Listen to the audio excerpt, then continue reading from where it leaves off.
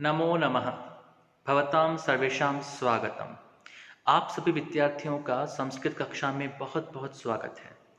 श्रीमद् भगवत गीता के द्वितीय सर्ग के हम अभी तक 16 श्लोकों को पढ़ चुके हैं और आज हम बात करेंगे 17वें और 18वें श्लोक के बारे में।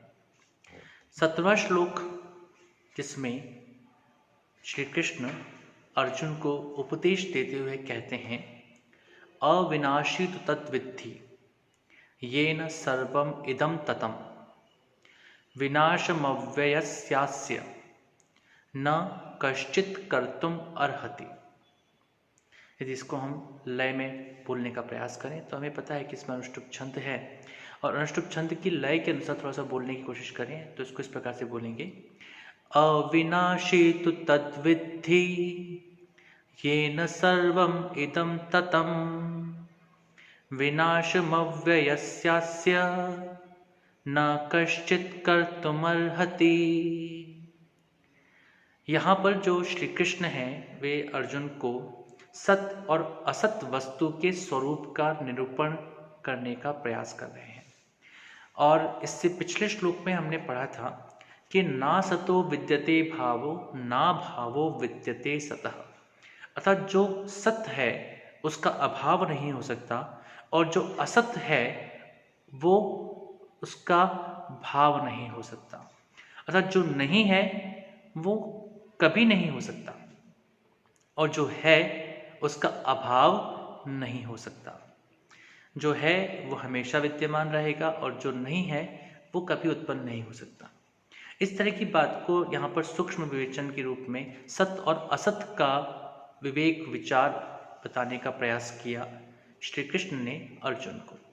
और इसी के अंतर्गत आगे बढ़ते हुए इस 17वें श्लोक में श्री कृष्ण जो हैं वे सत्य और असत्य वस्तु के स्वरूप का निरूपण करने का प्रयास करते हैं या उसे निरूपित करते हैं।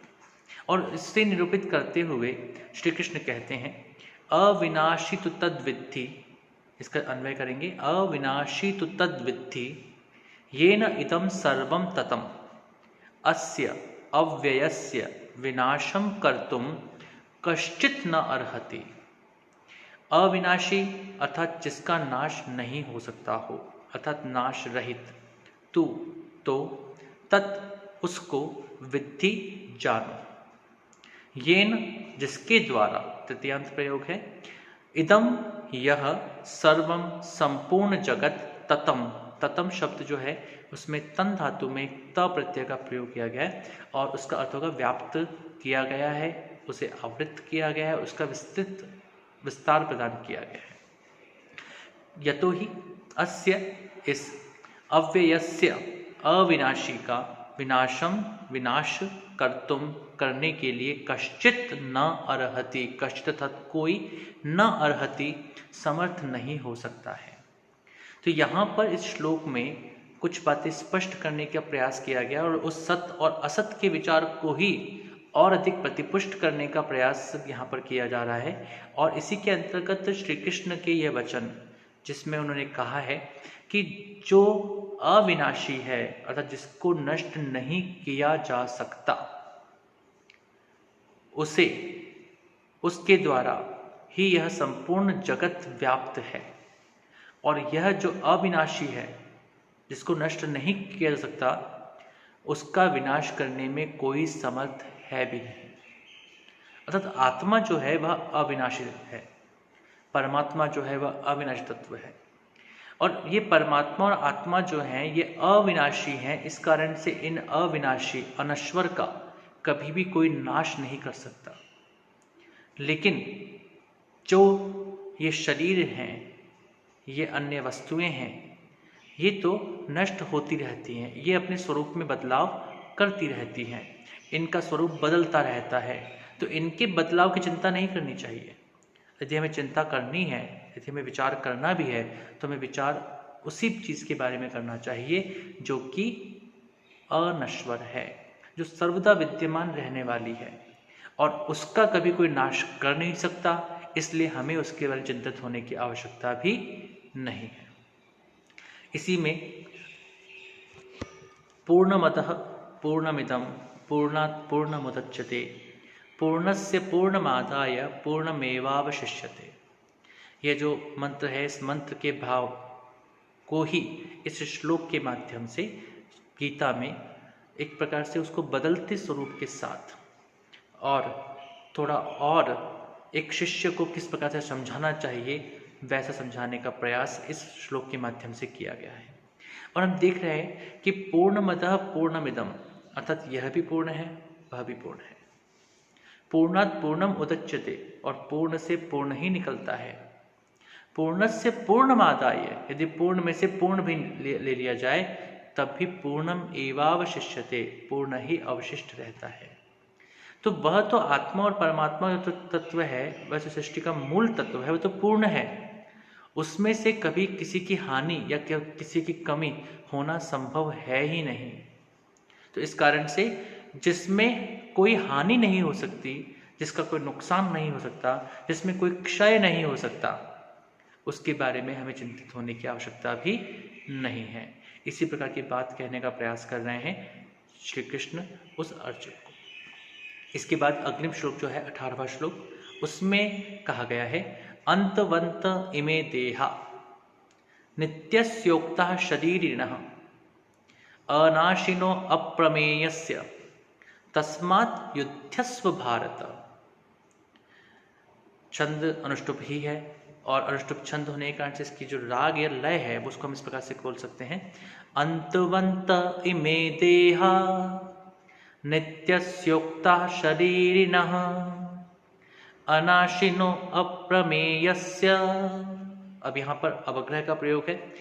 मैंने इसलिए बोला क्योंकि आप अप्रमेयस्य को स्पष्ट समझे, लेकिन अगर हम को अलग से बोलेंगे तो एक छंद भंग की स्थिति आएगी, क्योंकि उसमें एक वर्ण अधिक हो जाएगा। तो इसको हम किस प्रकार से बोलेंगे, अनाशिनो प्रमेयस्य। तो अनाशिनो में जो नो है, उसमें जो उकार है उसको थोड़ा सा लंबा खींचना होता है और उसके बाद में प्रमेयस्य का प्रयोग करेंगे। तो अनाशिनो प्रमेयस्य तस्मात् युध्यस्व भारत।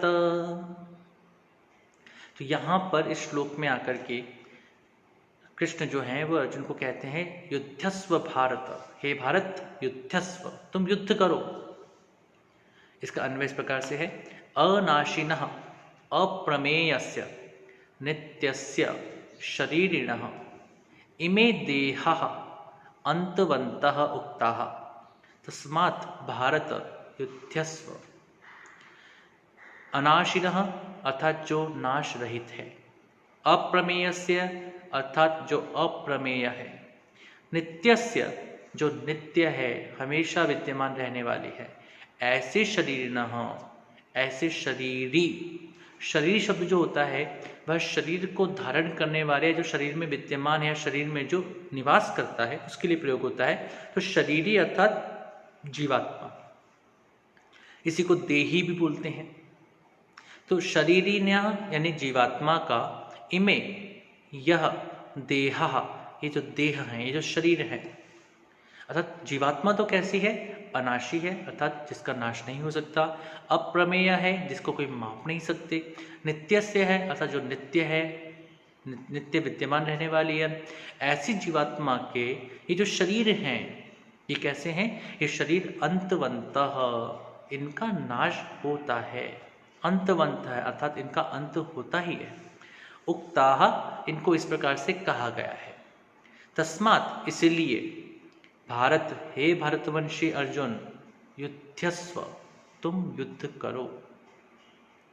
तो यहाँ पर इस श्लोक में श्री कृष्ण आत्मा की अमरता या आत्मा की नित्यता या आत्मा की अप्रमेयता या आत्मा के अनाशी स्वरूप को स्पष्ट करते हुए कहते हैं कि वो आत्मा जो कि इन शरीर को धारण करती है, वह आत्मा तो नित्य है, वह आत्मा अप्रमेय है, उस आत्मा का कोई नाश नहीं कर सकता। लेकिन ये जो देह जिनको कि देख करके तुम मुक्त होते जा रहे हो, मोहित होते जा रहे हो, तुम्हें ये भय है कि मैं इन देहों को मार करके और इस राज्य को प्राप्त करूंगा। अरे ये देह तो स्वयं ही नश्वर है, इनका तो अंत वैसे भी होना है, इसलिए इन अंत होने वाले जिनका नश्वर देह है, इस देह के बारे में चिंतन करने की जरूरत नहीं है। और इस कारण से हे अर्जुन, युद्धस्व, तुम युद्ध करो, युद्ध ही हमारे लिए अत्यावश्यक है। तो इन 2 श्लोकों में हमने देखा कि किस प्रकार से सत और असत के विवेचन को श्री कृष्ण ने आगे बढ़ाया, और आगे बढ़ाते हुए उन्होंने कहा कि जो सत्य है वह अविनाशी है, वह हमेशा विद्यमान रहने वाला, वह नित्य है, और जो असत्य है उसका तो नाश होना ही है, वह हमेशा विद्यमान नहीं रहता है, वह नष्ट हो जाता है, उसका भाव कभी हो ही नहीं सकता। इसलिए आत्मा ही वास्तविक रूप में है, उस आत्मा के बारे में ही चिंतन करो, और तुम उस आत्मा को नहीं मार सकते। और जिन देहों की तुम चिंता करते हो वो शरीर तो निश्चय ही अंतवंतः अर्थात अंत होने वाले हैं, अर्थात उनका तो नाश वैसे भी होना है। अतः तुम सब, हे अर्जुन, मैं तुम्हें एक उपदेश देता हूँ कि तुम युद्ध करो, इन सब की चिंता मत करो। तो इस प्रकार से हमारे 18 श्लोक आज पूरे होते हैं, और इसके अगले श्लोकों को भी हम पढ़ते रहेंगे। आपके कोई भी प्रश्न हो विद्यार्थियों, आप ज़रूर मुझसे पूछें और हमें बताएं कि आपको ये पाठ कैसे लग रहे हैं। धन्यवादः, नमो नमः, पुनर्मिलामः।